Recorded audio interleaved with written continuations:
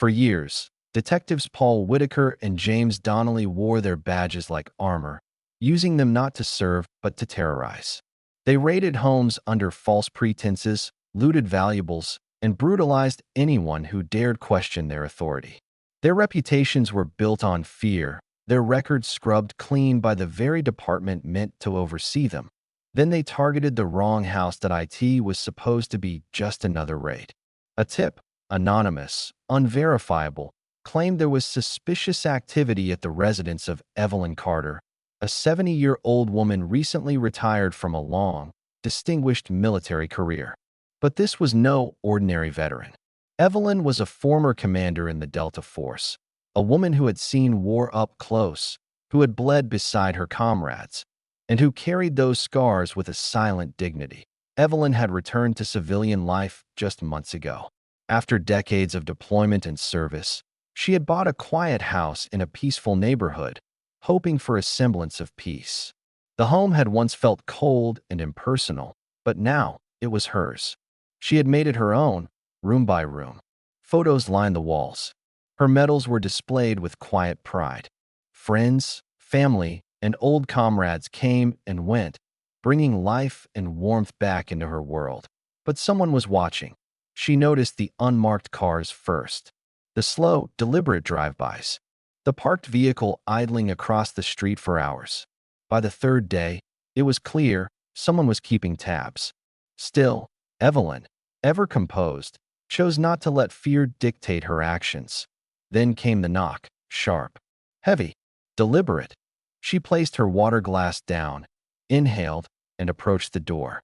She opened it only slightly, just enough to see the two men standing on her porch. Whitaker, tall and smug, carried himself like a man who expected submission. Donnelly, shorter but with a face etched into a permanent scowl, looked past her into the house. "Evening," Whitaker said, though his tone was devoid of warmth. "Mind stepping out for a second?" Evelyn didn't move. "I'm fine right here." Donnelly stepped forward. Neighbor reported a lot of activity. People coming and going. Looked suspicious. "Is visiting friends a crime now?" she asked calmly. "When it makes people nervous, we check things out," Whitaker replied. "You've checked. Everything looks fine." They exchanged a look. Donnelly tried again. "You mind if we come in?" "Actually, I do," Evelyn said, her voice firm. Whitaker clicked his tongue. "Don't make this hard. You're not coming in without a warrant. You know the law." Donnelly's jaw tensed. "Got something to hide?" "We're done here," she said, beginning to close the door, but Donnelly slammed his shoulder into it. Evelyn stumbled back but maintained her posture, refusing to react with fear. They entered her home.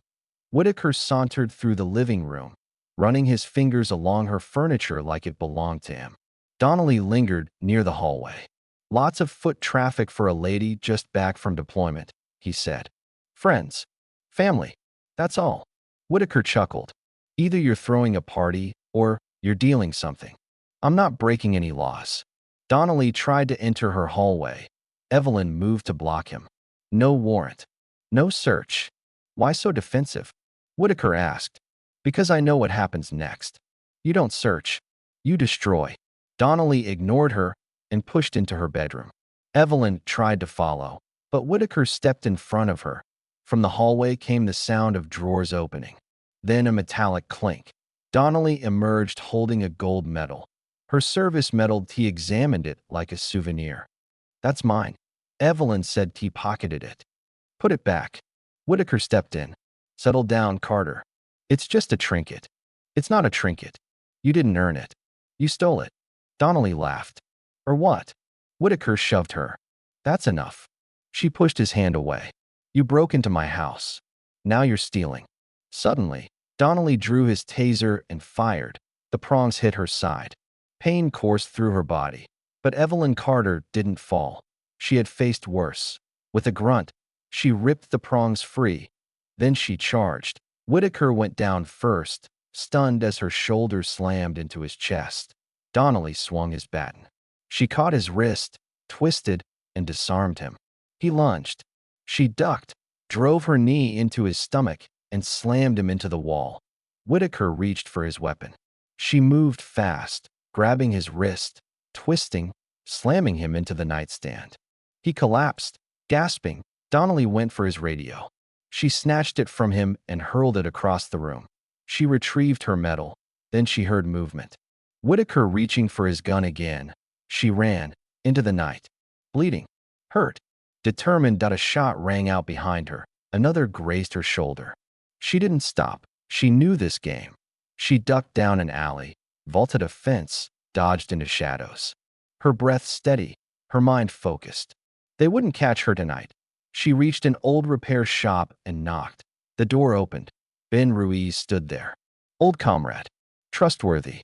Get in. She stumbled inside. Blood on her sleeve. Grazed, she said. You need a medic. No time. They're coming.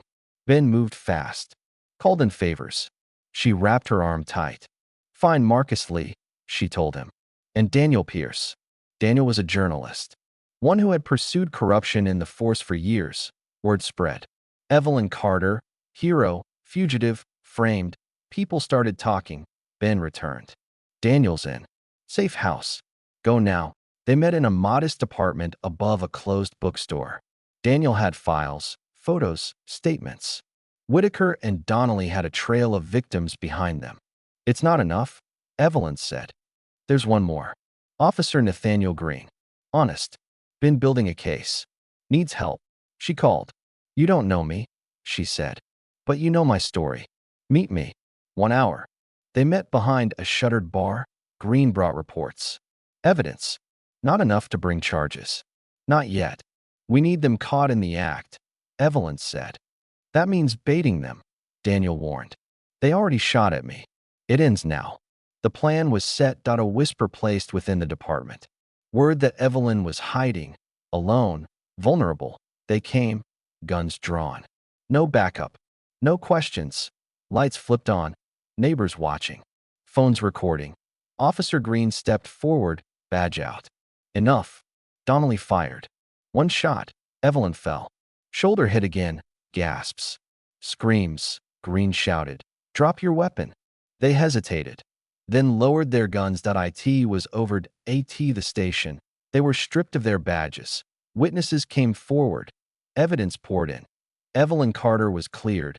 Weeks later, in court, the room was full. Guilty. On all counts. 15 years for Donnelly. 12 for Whitaker. They were led away. Evelyn sat quietly, surrounded by neighbors, allies, and strangers who now believed justice could be real. She returned home. This time, truly home. The war wasn't over, but she could breathe again.